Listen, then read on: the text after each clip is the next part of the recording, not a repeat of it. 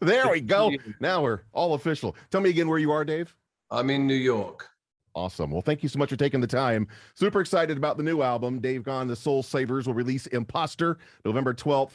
Now, I was reading about the album. It's your take on some very familiar songs, everybody from Neil Young to PJ Harvey to Elvis. How do you whittle down your probably huge list of songs that are important to you to come up with just 12? Yeah, that is a good question. It took a while, and there were a few songs that we did record that didn't end up being on this particular record.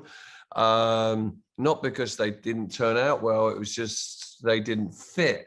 The sequencing of this record became somehow quite important. It's Rich and I, Rich from Soulsavers and myself, we are, big fans of music in general, fortunately. And that's worked out well for you.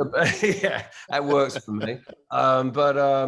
In particular, for me, it's always the voices that get me first. That could be, Mark Lanigan or James Carr, or Nina Simone, and of course the king himself, Elvis. But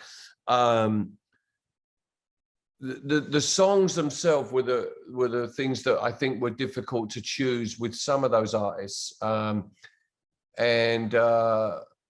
In particular, I think, it was more, let's say, the more contemporary artists, even though they're not that contemporary, Cat Power, PJ Harvey, like you said, and Mark Lanigan, Roland S. Howard, Roland, that song came about a bit later on because, he was part of the original, band, the Birthday Party, and then went on to be, a Bad Seed with Nick Cave, and but then went on to make these solo records, and this being a track from one of his last solo record, actually. It's also paying homage to these great artists, whether it's, someone from 1950, a singer songwriter, or a band from the last 20 years. I would imagine, Dave, when you're recording a very well-known song that you've heard dozens or hundreds of times, and you want to put your own take on it, it must be hard to keep the original version out of your head. How do you do that, or was that even an issue for you? It was an issue in the beginning because, it's hard to remove Elvis from a song that he's made very famous.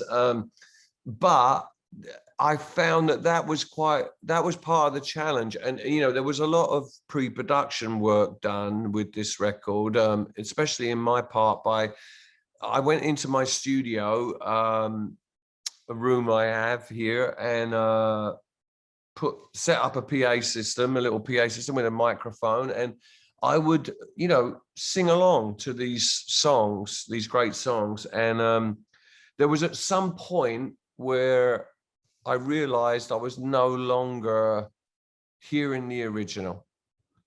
And that came about as well because Rich from Soulsavers and Tony, who plays guitar, Sean keyboards, and probably Kev as well as drums, they were getting together and working up these kind of very stripped back versions of these songs where I would feel like, we got to find a different key for this, or we need a different tempo, or the arrangement. Let's not worry about that right now. Let's find the key. Let's find what's right for me. Once we settled into that, they started to take a different shape, and I started to realize that these songs could play out like a classic album. Interesting. There's some cover songs. I'm thinking of Weezer's version of Toto's Africa. It's so close to the original. I feel like, what's the point? But your album, and I've been lucky enough to hear advanced version of it. It's not the case. You definitely have your own unique take. Well, thanks. That's nice of you to say that. That was really what we were. There was no point in doing this if we were just going to mimic, what the original had already done in a fantastic way. it was about putting these different artists and these different vocalists, these different singers together, then removing them all, and it being a Dave Gahan Soulsavers record that would be heard in its entirety, you know, as a piece of work. That was really the plan, that if there was a plan at all. And like I said, that didn't really take shape until we maybe had recorded 5 or 6 songs. It started to, you know, I started to realize we would track a song a day. It was all recorded live. And that was important as well, was that this became like as if you were on a stage performing a bunch of songs that would play out a short set for, you know, in a gig. So the way that the song felt became more important, how that was sequenced, you know. If I was standing in an audience watching a performer sing, what do I need now? There was a certain point, you know, we definitely need Held My Baby last night, like now, you know, it's like, you know, in the set, you know, otherwise, you know, it's like, okay, we've pushed it here with Dark End of the Street, you know, Strange Religion, Lilac Wine.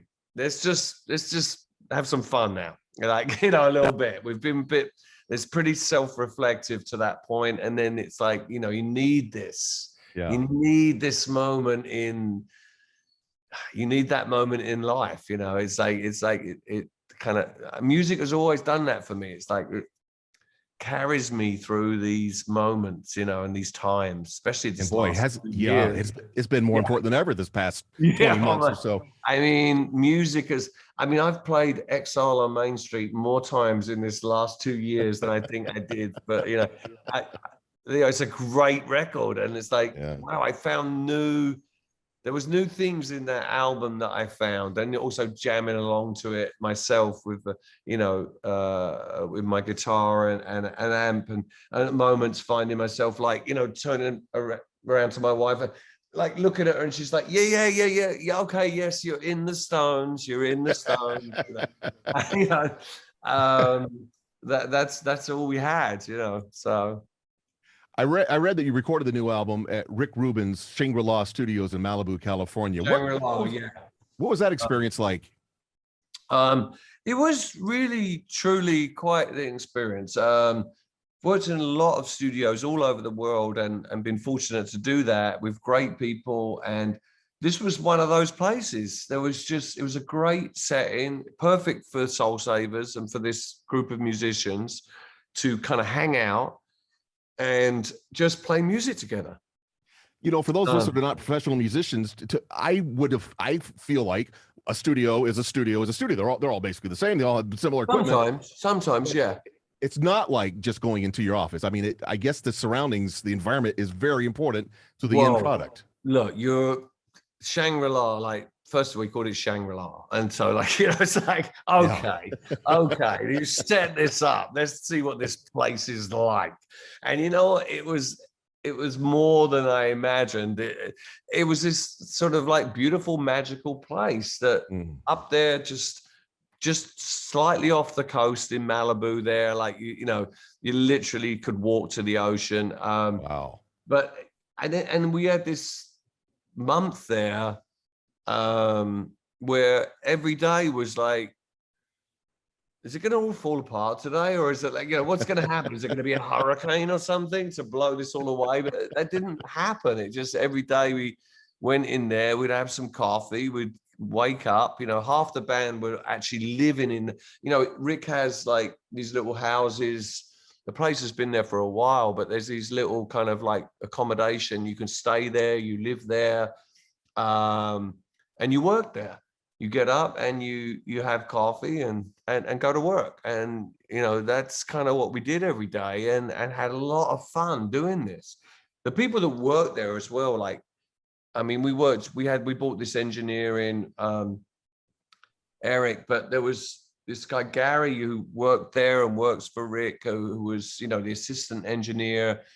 And, you know, he just threw himself into the whole project, you know, running around, setting up amps everywhere and running guitar lines all over the place, and, you know, enabling us as a band to just feel great about what we were hearing and then perform into it. I mean, it was really cool. It was very cool. Yeah. Before I let you go, we're almost out of time. Do you plan to tour to support the new album? I'm just at the moment in my own little kind of rehearsal space here, but I'm joining all the rest of the guys in London in a few weeks, and we are going to do some special performances of this record in its entirety, hopefully. And I'm excited about doing that. Don't know what that was going to be like. You know, a lot of bands are trying to navigate their way around, you know, doing this again. And has the break from touring been good for you? Because you've toured for decades. Yes. I mean, I've been doing this in my life with my band for many, many years, and having a break from it always enables you to kind of like come back with fresh ears and a fresh enthusiasm. But for me, doing a record outside of what is my day job, Depeche Mode, it's like I get to explore this other place, and it really is fun to do, and